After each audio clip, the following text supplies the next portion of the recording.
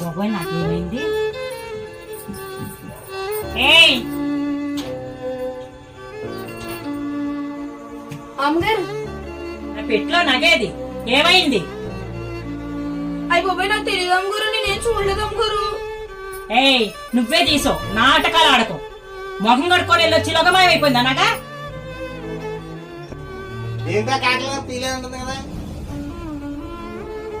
చాలు చాలండి, ఇలాంటి వాళ్ళు బాగోతాం ఎలా బయట పెట్టించాలో నాకు బాగా తెలుసు. Hello police station.